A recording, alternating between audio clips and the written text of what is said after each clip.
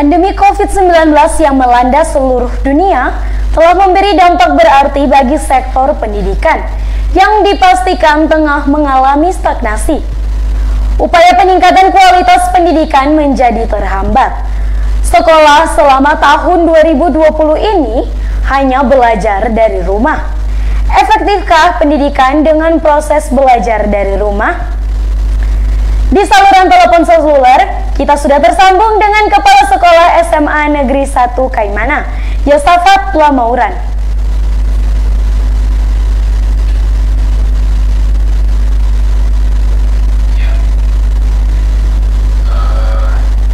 Nah, tahun ini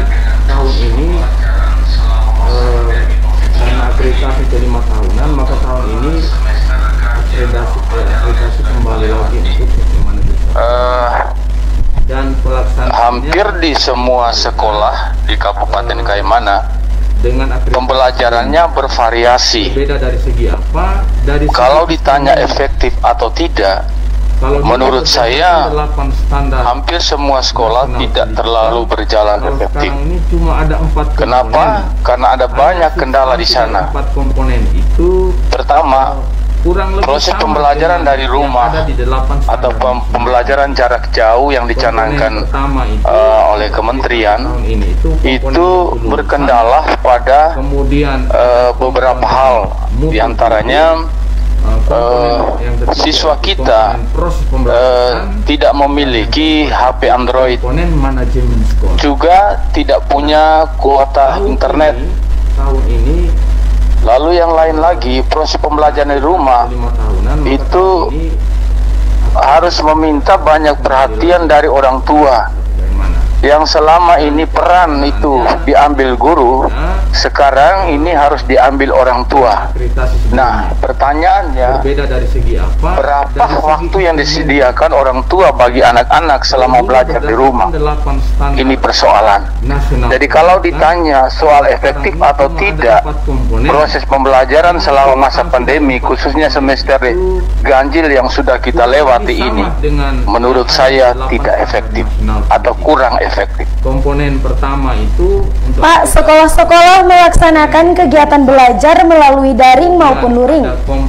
Bagaimana menurut Bapak soal efektivitas proses belajar dengan sistem ini, Pak? Pembelajaran di beberapa sekolah ya, ada yang memang 100% melakukan proses pembelajaran secara luring. Artinya sekolah menyiapkan modul dan penugasan.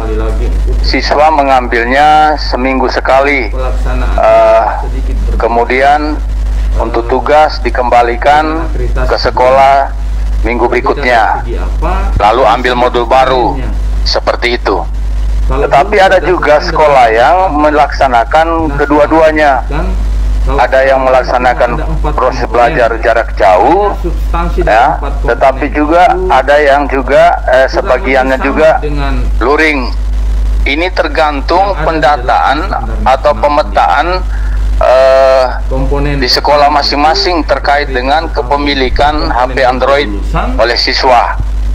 Saya kasih contoh, misalnya di SMA Negeri 1 Kaimana, di awal tahun pelajaran yang lalu, ya, tahun pelajaran baru, itu kami melakukan pemetaan terkait kepemilikan HP Android, supaya kami bisa memutuskan apakah kita harus melakukan pembelajaran daring ataukah luring.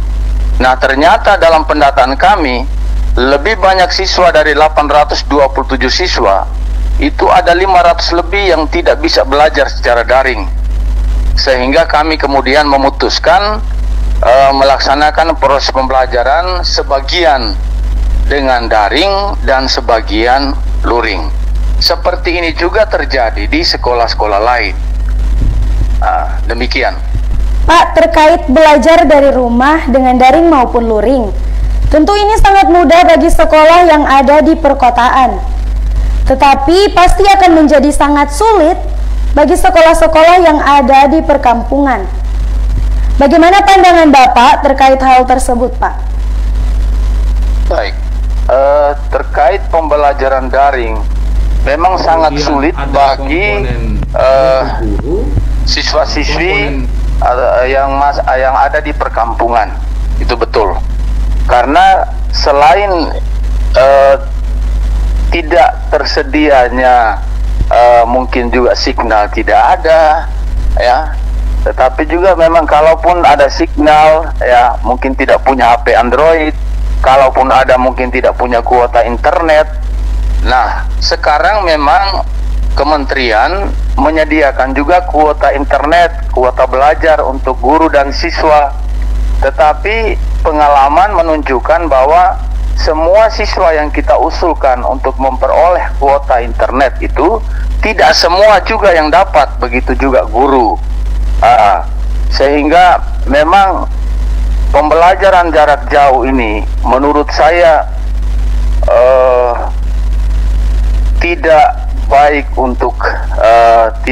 untuk anak-anak, tidak terlalu menguntungkan bagi anak-anak, karena selama ini mereka sudah terbiasa berhadapan dengan guru di kelas, tidak berhadapan dengan layar laptop atau HP seperti itu.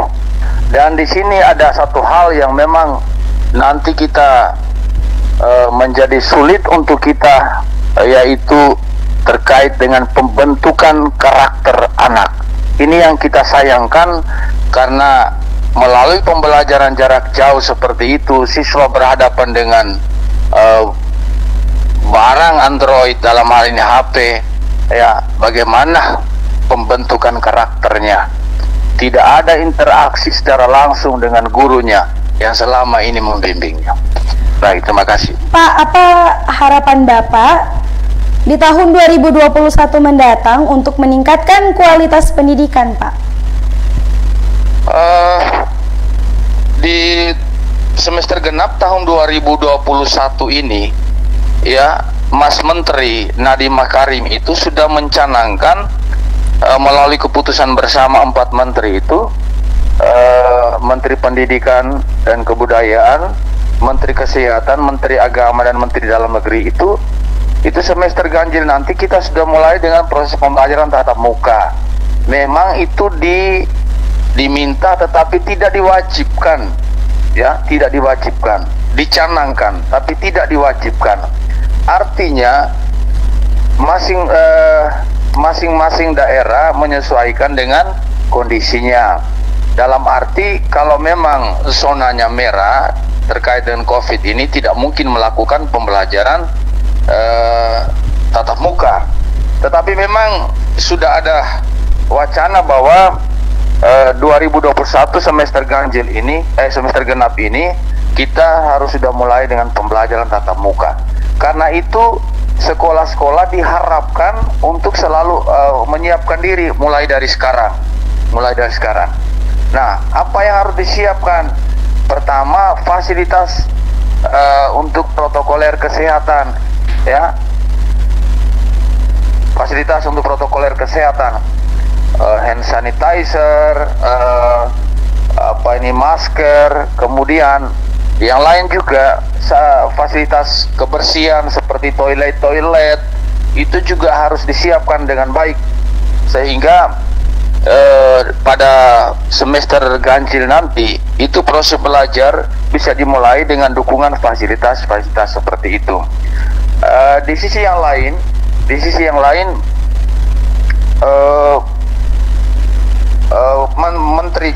Mas Menteri juga mengharapkan bahwa sekolah-sekolah yang mau melaksanakan pembelajaran tatap muka itu harus melalui pertemuan dengan orang tua.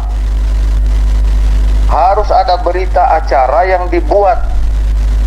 Sekolah juga yang mau melaksanakan tatap muka itu harus mengisi daftar periksa.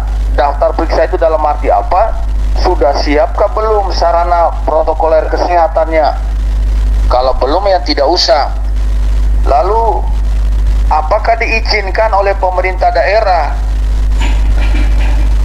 atau oleh orang tua atau tidak? Itu juga menjadi pertanyaan.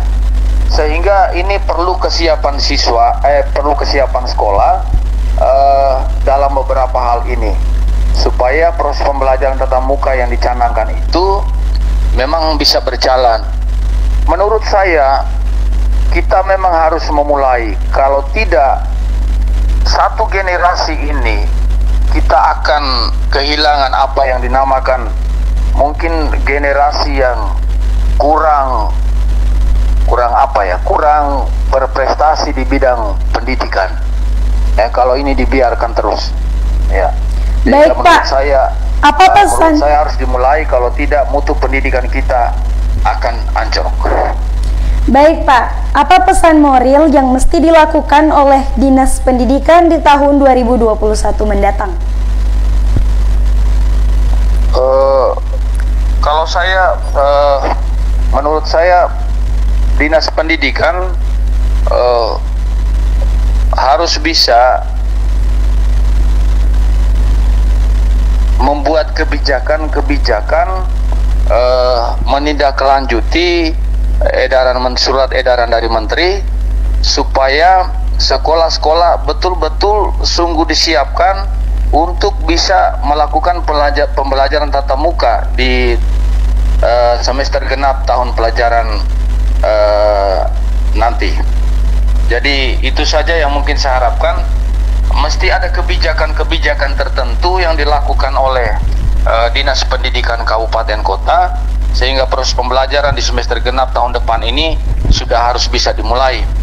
Sekolah-sekolah harus memang sungguh diperiksa apakah mereka siap, dilihat persiapan mereka seperti apa, sehingga semua bisa jalan.